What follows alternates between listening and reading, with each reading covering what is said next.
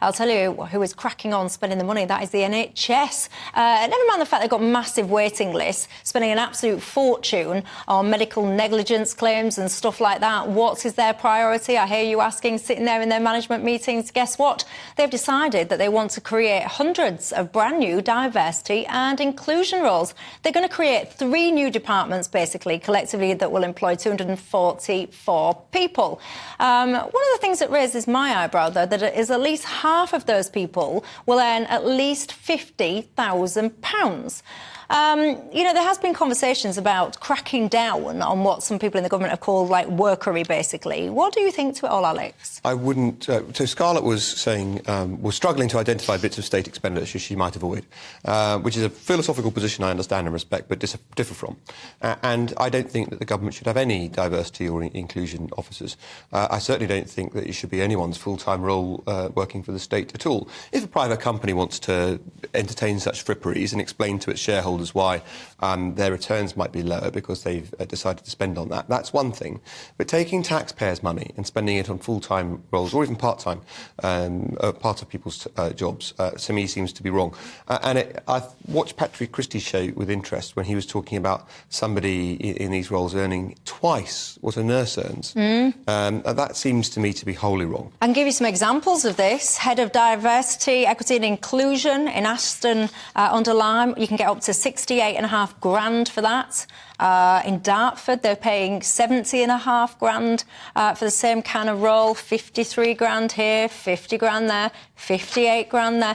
I did a bit of digging today. I had a bit of time on my hands. According to Forbes, right, get this, the adversity, no, not adversity, although some people would say that, the equality and diversity, do you know how much that industry is worth? No. Well, luckily for everyone, I do.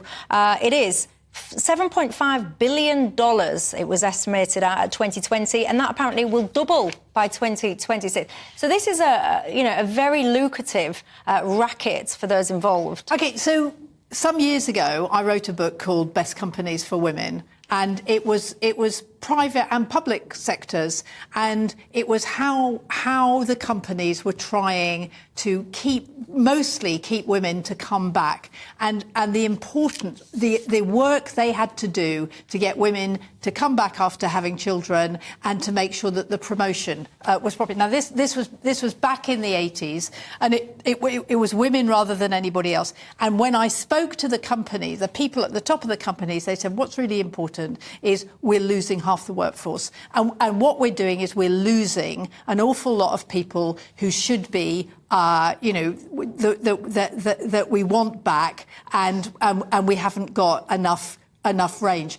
And so actually the reason that private companies are very keen on diversity is because it actually makes them perform better, and it does take a lot of money and a lot of creativity to work out how, first of all, to get women back. But on the other side of promoting, I mean, one does look at the NHS and you see all these nurses, most of whom are women, many of whom are ethnic minorities, and the higher you go, the whiter and more male it gets. And you actually think, are they doing the right thing? And it matters because actually we need to look at people in the round, and that's the way it's done. And the reason that they do it is not because it's an industry that makes lots and lots of money, but actually because it really, really benefits people. I want to just share with you some of these departments, what they're going to be called. So you've got Equality, Diversity and Inclusion,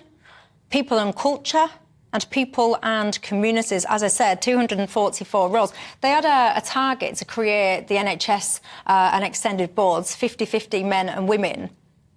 I sit there and I think to myself, because you call it like 50-50 gender balance, they're going to tie themselves in knots, because they're simultaneously sitting there saying we've got these gender-based targets, whilst equally simultaneously not even being able to define what a woman is, and then simultaneously saying that actually as a woman is pretty much anyone that says that they are one these days. So how will that all work then when it comes to gender balance? And why do we need 50-50 on the boards? But because we're lacking women. I mean, that's what I mean. In the city, they know that having male-dominated boards and particularly white male-dominated boards, and particularly privately educated white male-dominated boards, is actually not good for business. But hunting out a board member purely because they've got a vagina is a little bit odd. That is completely wrong. Is that What's they'll wrong? get really, really good women. There are lots and lots of really good women that have been overlooked for years and years and years because they're women. And it's a way. It's what it's saying is open your eyes and let's actually get some really good women onto these boards so that we can change the way we operate. You know what? On the flip side to this is a lot of people that are in minority groups within the NHS. They will sit out and say that they have been bullied and all the rest of it. So there'll be lots of people, I suspect, that will indeed support that diversity push.